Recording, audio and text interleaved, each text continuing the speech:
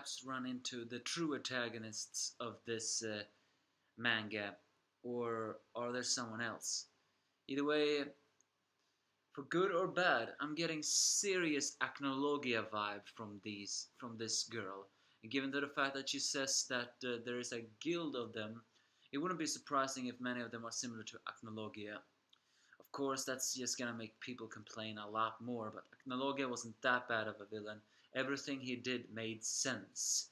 He was simply man whose insanity had destroyed his own personality. As bad as that was, it was true. But yes, this is the Fairy Tale 100 Year Quest manga, chapter 6. First of all, the only real thing is that we have a cute cover page of Wendy wishing she was a mermaid while crying the fact that she's a jellyfish. That is kind of adorable. The rest of this manga, though, is nothing like that. As suddenly the human girl, or at least what we thought is a human girl, awakens. Turns out she's only faking being captured, as the so-called water god descent, a shape of a giant serpent or something like that. Then the girl, without any trouble, breaks through her binds as she licks her lips, saying that she's looking forward to this, and challenges the so-called water god. I'm saying so-called because in the end it's revealed that that is not the water god, merely a decoy, which begs the question even more. Do the fishes know that? Or is this the one that they have worshipped all those years? Well, this also brings forth once again the mystery of these holy pentadragons.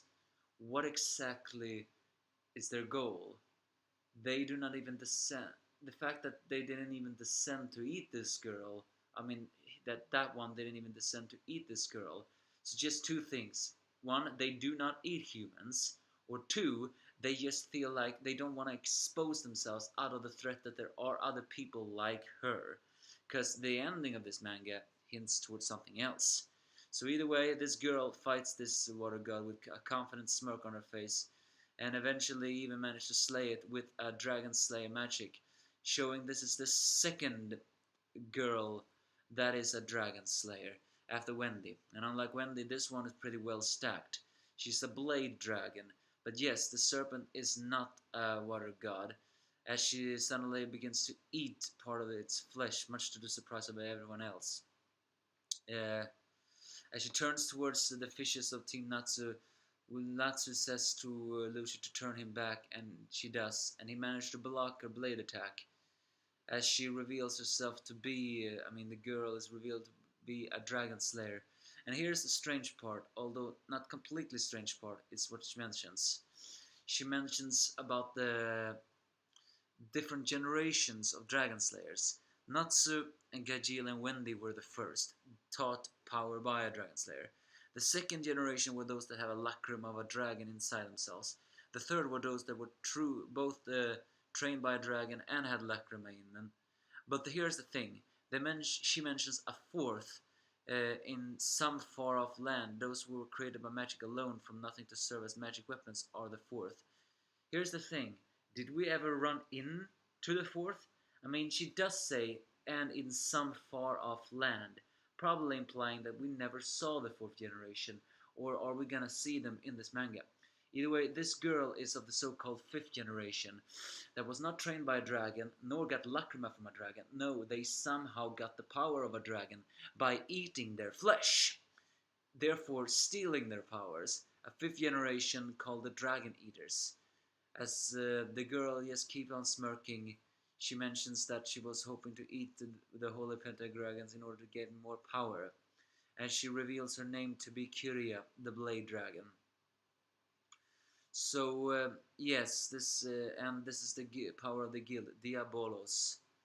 So again, are Diabolos the true antagonists of this manga or this arc? Again, we have no idea exactly how long this manga is gonna be. It is called the 100 Year Quest, so it's very likely that it's just gonna be this arc. Nothing more, nothing less. Granted, it could be different arcs by going after the dragons, but again, Diabolos, are they the true antagonists of this manga? Given the fact that they want to eat the holy pentadragons in order to gain power. And as I said in the beginning, I'm getting serious Acnologia vibes from her. Why? Because of her smugness, extremely arrogance, not to mention her sociopathy. Even though she didn't have to, she just attacked Natsu and group simply because they could strive off her boredom. All of this shows very strong signs of Acnologia. Also, remember what the dragons said. If you had too much Dragonslayer magic, you would eventually turn into a dragon and you will become insane, as Acnologia did. Granted, these people eat dragons, already hinting of another power. I mean, there were some who guessed that even Acnologia himself ate dragons, but then again, that was never confirmed, nor was it shown. So yeah, this puts a very, I wouldn't know, not a controversial twist. I mean, people are gonna complain that we're getting probably another Acnologia villain, but what I'm trying to say is, this put a spin on the story on who is the antagonist. So far, Kyria seems more dangerous than the Water God. And again, why did the Water God have a decoy? Again, we have seen the Water God in a shape of a human. So, and we do not know the Holy Pentagram's motives. Is it possible that they are hiding from the Diabolos clan? I mean, there are so many things here, but this is fairy tale. Things that are complicated are not really that complicated. But yeah, Kyria is a blade dragon, hinting she has the element of blades. And again, she is the second female dragon slayer. And again, and another thing, Toka, could it be that she's connected to Diabolos? I mean, that's a long stretch, but again, she knows Natsu. So how do Toka fit in this? If she fits in with the Diabolos, that would actually make a lot of sense. I mean, it would bring full circle. Or is she just someone else from another different story?